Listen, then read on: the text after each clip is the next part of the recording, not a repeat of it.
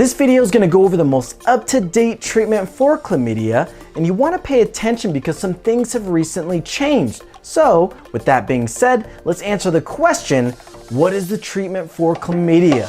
Boom.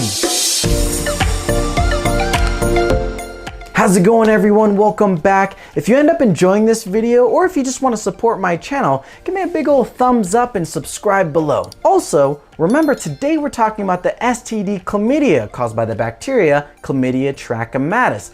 Now, chlamydia has several different species that can cause diseases throughout the body, but today we're focusing on the STD. I'm going to talk about the best treatment options for chlamydia and also discuss 2 fun facts and also 2 myths at the very end that a lot of people tend to still believe. Fun fact 1, it's recommended to get retested for chlamydia in 3 months. This is very important because people can get reinfected, and if they get reinfected, that means they could have untreated chlamydia that can lead to complications. So make sure that you're getting retested in 3 months. Fun fact 2, antibiotic resistance is making it more difficult to treat chlamydia. Treatment of chlamydia has changed a lot through the years, and one of the major reasons why is because of antibiotic resistance. Antibiotic resistance is when the bacteria develop the ability to either avoid or defeat the medication that is meant to kill them. These bacteria just continue to grow and proliferate despite these antibiotics, and this is bad.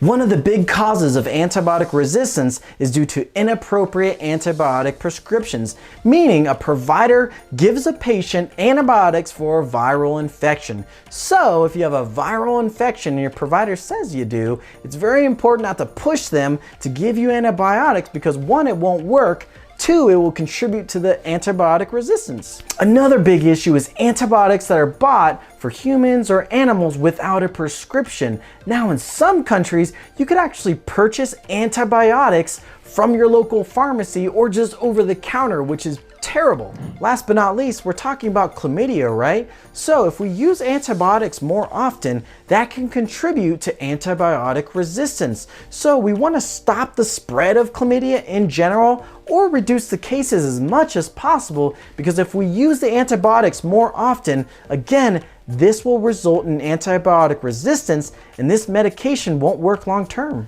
Overall, again, chlamydia always needs to be treated with antibiotics, but always follow the recommendation of your healthcare provider to prevent antibiotic resistance in the future. By the way, if you're interested in a more in-depth video on chlamydia, check out the link above.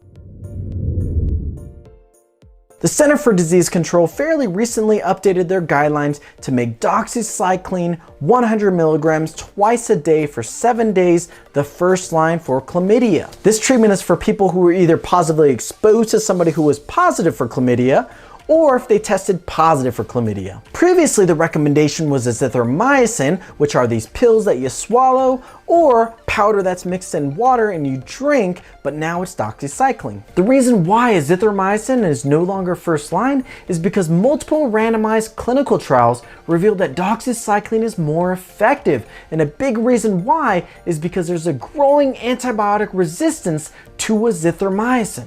Additionally, doxycycline has been found to be more effective in treating chlamydia in the rectum than with azithromycin. I left a link in the description below if you want a little bit more information.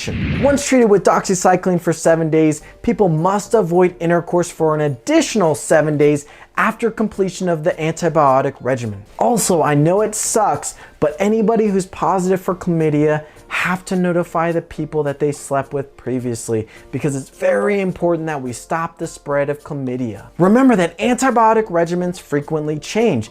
Also, everybody's a little different. Some people have allergies or chronic diseases that may change the choice in antibiotic regimen. So always follow up with your healthcare provider. You don't need to treat chlamydia because chlamydia goes away on its own. This is false. Some people can fight off chlamydia on their own, but that's more of a rarity. everyone always needs to get treated to not only get treated, but to also prevent the spread and also prevent complications. Myth number 2, if you had chlamydia, now you are immune and can't get it again. This is false. People can get reinfected multiple times after treatment if they get exposed to an infected partner. Well, that wraps up today's video on the treatment of chlamydia. Thanks for watching. If you enjoyed this video or if you want to support my channel, please like and subscribe below. Otherwise, take care.